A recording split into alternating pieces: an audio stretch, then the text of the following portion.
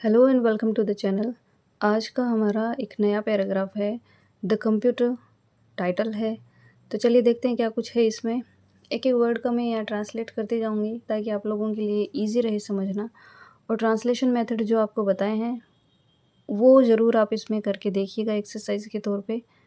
तो चलिए शुरू करते हैं। द कंप्यूटर, कंप्यूटर सबको पता है। कंप्यूटर क्या होता है? It's a machine is an incredible scientific invention that can perform complex calculations quickly.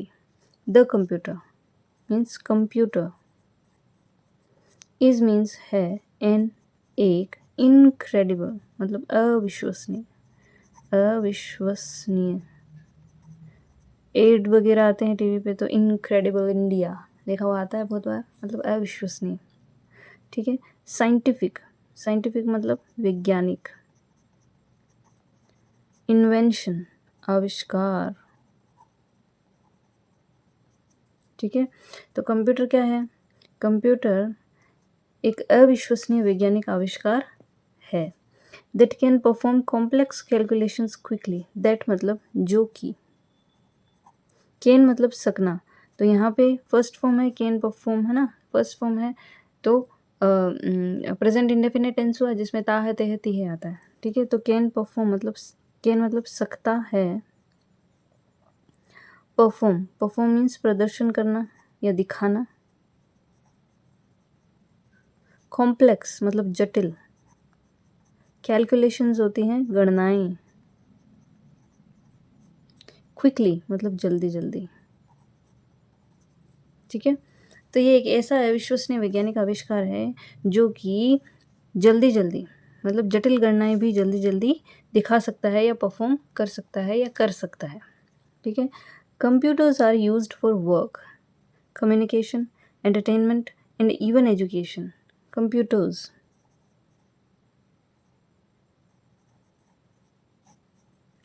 Are हैं, सॉरी, अब देखिए सबसे पहले यही देखिए आर के साथ क्या है, आर यूज्ड है ना, आर यूज्ड। तो is are am plus third form है। क्या फॉर्मूला हुआ? पैसिव का फॉर्मूला हुआ। और पैसिव कौन सा टेंस का हुआ? ये प्रेजेंट इंडेफिनिट टेंस जिसमें वर्ब की फर्स्ट फॉर्म में एस या ई एस लगता है ना। तो उसको अगर आप पैसिव में चेंज करेंगे तो is are am plus third form हो जाएगा। आर यूज्ड, अब इसका जो निकलेगा यहाँ पे जैसे ता है, ते है, ती है निकलता है ना, इन प्रेजेंट इंडेफिनिट टेंस का सेंस जो लास्ट में ता है, ते है, ती है आता है। तो ऐसे ही इसमें होगा। कंप्यूटर्स आर यूज्ड मतलब प्रयोग किए जाते हैं। यूज़ मतलब प्रयोग करना। आर यूज्ड मतलब प्रयोग किए जाते हैं या यूज़ किए जाते हैं। प्रयोग किए, किए क्यों किया है? क्योंकि कंप्यूटर से खूब सारे है ना। कंप्यूटर प्रयोग किए जाते हैं। ता है, ते है, ती है का सेंस तो पैसिव में भी आएगा। फॉर मतलब के लिए, तो किसके लिए? वर्क मतलब कार्य के लिए। कम्युनिकेशन मतलब बातचीत भी होती है इस पे। एंटरटेनमेंट, एंटरटेनमेंट मीन्स मनोरंजन। एंड और इवन एजुकेशन, इवन मीन्स यहाँ पे भी और एजुकेशन मीन्स शिक्षा के लिए। ठीक है। तो computers are used for work, communication, entertainment and even education. तो कंप्यूटर्स का प्रयोग, जो कंप्यूटर है इनका प्रयोग कार्य बातचीत के लिए, मनोरंजन के लिए और शिक्षा के लिए भी यूज़ किए जाते हैं या प्रयोग किए जाते हैं। It is one thing without which we cannot imagine our life. It is, it means यह, नाउन की जगह प्रोनाउन का यूज़ हुआ है, कंप्यूटर की जगह इट का यूज़ हुआ है। ठीक है। तो इट इज़ यह है, वन एक चीज़ या वस्तु, थिंग का मतलब विदाउट बिना, विच जिसके, वी मतलब हम, कैन नॉट नहीं सकते, कैन प्लस इमेजिन है ना, तो फर्स्ट फॉर्म है। फर्स्ट फॉर्म का बात में जो हिंदी का सेंस निकलेगा, फर्स्ट फॉर्म आता है प्रेजेंट इंडेफिनिट टेंस में। तो वहाँ पे जब लास्ट में आप सेंटेंस को ट्रांसलेट करेंगे तो ता है, ते है, ती है आएगा। तो कैन नॉट इमेजिन नहीं कर सकते। Imagine means Kalpana. आर मतलब हमारी या हमारा, लाइफ मतलब जीवन। तो it is one thing without which we cannot imagine our life. यह एक वस्तु है जिसके बिना हम हमारे जीवन की कल्पना भी नहीं कर सकते। A computer has three main components: the input device, central processing unit, and output device. A computer, एक कंप्यूटर हेज, अब यहाँ पे हेज प्लस थर्ड फॉर्म नहीं, आपको बार बार बताया हर पैराग्राफ में, हर स्टोरी में बार बार बताया, हेज के साथ अगर थर्ड फॉर्म नहीं है इसका मतलब हेज का मतलब यहाँ पे क्या है, हेज हेव हेड वाला, हेज हेव हेड मतलब पोजीशन दिखाता है आपका, है ना, पास होना, किसी चीज़ का आपके पास होना ये दिखाता है, मतलब कोई चीज़ आपके पास है या ये चीज़ आपकी है, ये चीज़ मेरी है, तो ये क्या हो गया, हेज। तो अ कंप्यूटर हेज, कंप्यूटर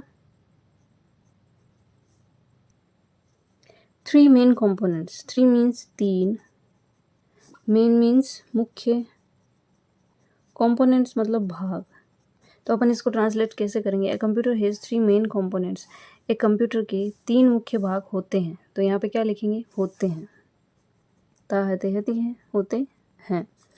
कौन सा, द इनपुट, एक तो होता है इनपुट, आपको पता ही होगा, है ना, इनपुट डिवाइस, डिवाइस यानी यंत्र होता है, तो इनपुट डिवाइस होता है एक, तो इसमें इनपुट डिवाइस मीन्स आपको पता है जैसे कीबोर्ड हो गया, माउस हो गया, सेंट्रल प्रोसेसिंग यूनिट ये सबको पता है, सीपीयू, है ना, इसको ये लिखती हूँ मैं, CPU, एंड और आउटपुट डिवाइस,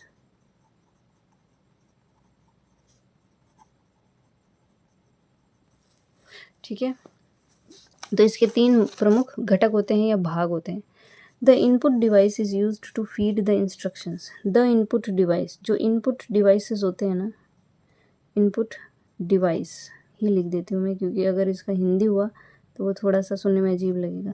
इज़ यूज्ड, देखिए फिर से आ गया, is used, is MR plus third form अगर कहीं भी है, देखिए इज़ यूज्ड, तो is MR plus third form, है ना, पैसिव स्ट्रक्चर में है ये, हमेशा याद रखिए, इज़ MR वोज वर इनके साथ अगर थर्ड फॉर्म का प्रयोग हुआ है इसका मतलब ये पैसिव स्ट्रक्चर में लिखा गया सेंटेंस है। और जब ऐसे सेंटेंसेस को हम ट्रांसलेट करेंगे, चूंकि ये प्रेजेंट इंडेफिनिट टेंस को ही के ही एक्टिव सेंटेंस को पैसिव में बना के लिखा गया है, तो आपको ये पता होना चाहिए कि जब हिंदी अनुवाद हम करते हैं तो जब सिंपल सेंटेंस होते हैं उसके इस टेंस के, तो ता है ते हती है अंत में आता है, तो पैसिव जो स्ट्रक्चर होगा उसमें भी ता है ते हती ही आएंगे। जैसे the input device is used, input device का यूज़ किया जाता है या प्रयोग किया जाता है, प्रयोग किया जाता है टू फीड, फीड मतलब भरना, क्या, द इंस्ट्रक्शंस, ठीक है, जो भी इंस्ट्रक्शंस आपको दिए जा रहे हैं, जो भी आदेश आपको दिए जा रहे हैं उनको फीड करता है। तो input device is use to feed the instructions, input devices जो भी हैं वो आदेशों को भरने में प्रयोग किए जाते हैं। The CPU processes the instructions, CPU जो है, प्रोसेस करना मतलब कार्य, प्रोसेसेस, है ना, क्योंकि CPU सिंगुलर है, ठीक है, तो ऐसे ही ये लेगा, तो प्रोसेसेस कार्य करता है, ताहती है, द इंस्ट्रक्शंस मतलब आदेशों पर, है ना, तो आदेशों के पर कार्य करता है, एंड और the output device displays the output, जो आउटपुट डिवाइस है आपका, डिस्प्लेज एस लगा है क्योंकि आउटपुट डिवाइस सिंगुलर है, ठीक है, डिस्प्लेज मीन्स दिखाता है, ताहती है, द आउटपुट, आउटपुट मीन्स जो आपने इनपुट दिया है CPU उस पर काम करेगा, फिर उसका जो भी रिजल्ट होगा वो आउटपुट के तौर पे आपको दिखाएगा वो।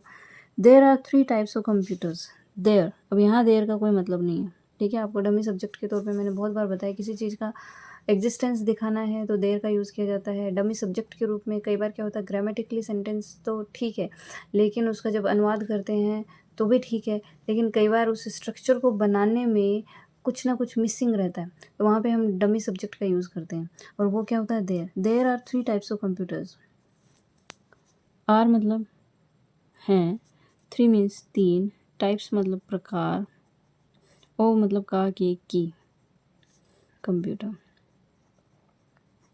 तो कंप्यूटर के तीन प्रकार हैं। देखिए देर का कोई मतलब निकला नहीं निकला, पर सेंटेंस को हमें पूर्णतया एक अच्छी ग्रामेटिकल फॉर्म में रखना होता है, इसलिए हमें देर का यूज़ करना होता है, ये यहाँ पे डमी सब्जेक्ट के तौर पे यूज़ होता है। विच जो इंक्लूड तो जो की जगह यहाँ पे हम लिखेंगे जिनमें शामिल है, शामिल इंक्लूड मतलब शामिल हैं कौन कौन से एनालॉग, एक तो एनालॉग सबको पता है, एक डिजिटल और एक हाइब्रिड कंप्यूटर्स। ठीक है, अब इनका ट्रांसलेशन की कोई ज़रूरत मुझे फील नहीं हो रही।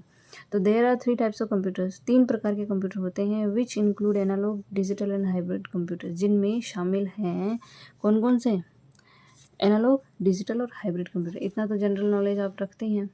दे are irreplaceable, necessary, and our lives are incomplete without them. They means way means computers, are हैं, irreplaceable मतलब जिनको रिप्लेस नहीं कर सकते, मतलब अचल होना किसी चीज़ का अपने आप में इतना वैल्यूएबल होना कि वो आप उसको रिप्लेस नहीं कर सकते, मतलब बदल नहीं सकते, है ना, तो अचल लिख सकते हैं। तो दे आर irreplaceable या अनचेंजेबल भी बोल सकते हैं आप उसको। नेसेसरी मीन्स आवश्यक, और आर लाइज हमारा जीवन, आर है हमारा जीवन है, इनकम्प्लीट अधूरा, विदाउट बिना, देम उनकी। ठीक है, so they are irreplaceable, necessary and our lives are incomplete without them. वे अचल हैं मतलब उनको कोई रिप्लेस नहीं कर सकता, अभी तक तो ऐसी कोई मशीन बनी नहीं है। नेसेसरी है, दे आर मतलब दे आर नेसेसरी मीन्स आवश्यक है, और हमारा जीवन उनके बिना अधूरा है। ठीक है, क्लियर। तो इसमें कुछ चीज़ें आपको सीखने को अच्छी मिली होंगी। देखिए ये क्या करता है, ये जो पैराग्राफ्स वगैरह है जिस हिसाब से हमने इनको ट्रांसलेट वगैरह करते हैं, तो इसमें आपको एक तो सेंटेंस स्ट्रक्चर अच्छे से आता है, ट्रांसलेशन जो है मेथड्स वो अच्छे से आपको क्लियर होते हैं। साथ ही साथ इंग्लिश जो सेंटेंसेस है जिस तरीके से बोले जाते हैं, जिस तरीके से प्रयोग किया जाता है, उनका एक प्रॉपर ग्रामेटिकल जो स्ट्रक्चर है, फॉर्म है, वो आपको सीखने को मिलता है। मिलती हूँ मैं नेक्स्ट वीडियो में किसी और नए पैराग्राफ के साथ। Till then bye bye.